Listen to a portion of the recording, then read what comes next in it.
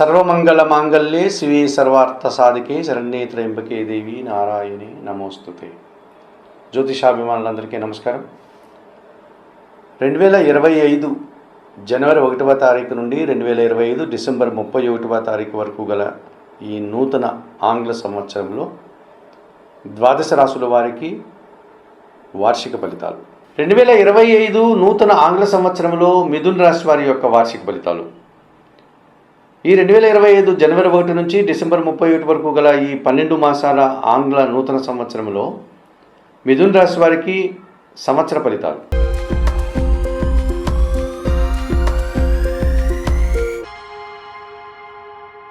ఈ మిథున రాశి వారికి సప్తమ దశమాధిపతి అయినటువంటి గురువు 2025 మే నుంచి అనగా మే 14 నుంచి జన్మరాశిలోకి గురువు సంచారం ఉంటుంది. అలాగే అక్టోబర్ నవంబర్ మాసాల్లో ద్వితీయ భావం అనేటువంటి కర్కాటక రాశిలోనికి గురువు సంచరిస్తాడు.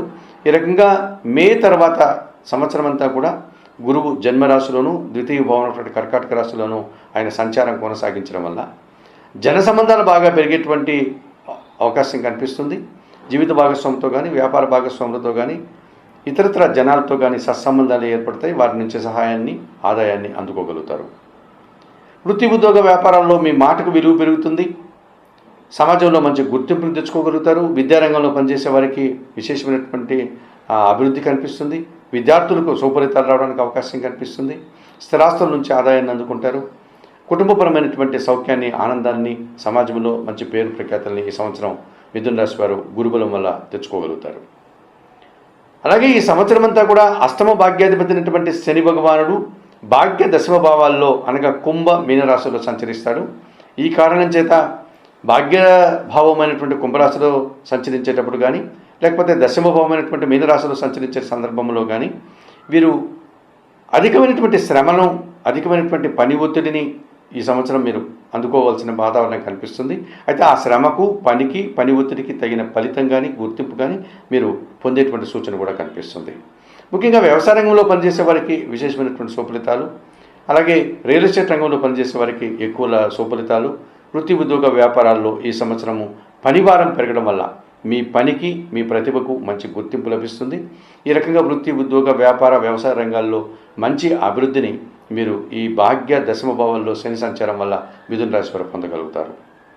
ఇక దశమ భాగ్యభావాల్లో రాహు ఈ సంవత్సరం అంతా సంచరించేటువంటి వాతావరణం కనిపిస్తుంది. 2025 మే 18 వరకు దశమ భావంలో మీనరాశిలో, 2025 మే 18 తర్వాత భాగ్యభావం అయినటువంటి కుంభరాశిలో ఈ రాహు సంచారం వల్ల విదేశీ సంబంధించినటువంటి వ్యవహారాలు కానీ విదేశాలకు వెళ్ళాలా అనుకున్నటువంటి విద్యార్థులు కానీ లేక విదేశాలకు వెళ్ళాలనుకుంటే ఉద్యోగులు కానీ వ్యాపారులకు కానీ సానుకూల వాతావరణం ఉంటుంది. అలాగే నూతనంగా మీరు ప్రారంభించేటువంటి వ్యాపారాలు కానీ లేకపోతే ఇతరత్ర కార్యక్రమాలు కానీ కార్యాలయాలు కానీ అవన్నీ అనుకూలంగా ఉంటాయి. వ్యాపార విస్తరణ చేసుకోవడానికి సానుకూలంగా ఉంటుంది. నూతన కార్యక్రమాలు కానీ నూతన వ్యక్తుల పరిచయం కానీ ఇవన్నీ కూడా మీకు అనుకూలంగా ఉండే పరిస్థితి కనిపిస్తుంది.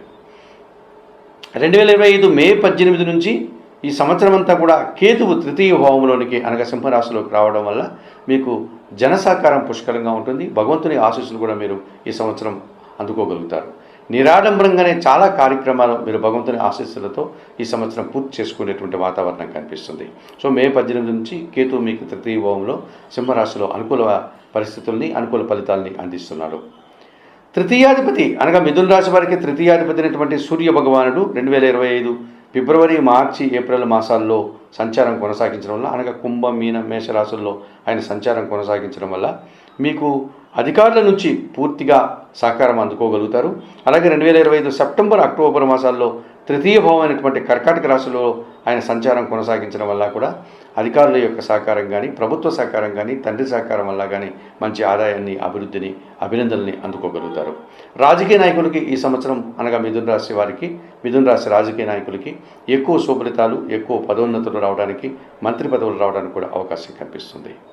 ఇక ఈ మిథున రాశి వారికి ఈ సంవత్సరంలో షష్టమ లాభాధిపతి అయినటువంటి కుజుడు 2025 జూన్ జూలై మాసాల్లో తృతీయ భావం అయినటువంటి కన్యారాశిలోను ఆ తర్వాత అక్టోబర్ నవంబర్ మాసాల్లో షష్టమ భావం అయినటువంటి వృశ్చిక రాశిలో సంచారం కొనసాగించడం వల్ల జన సహకారం బాగా ఉంటుంది.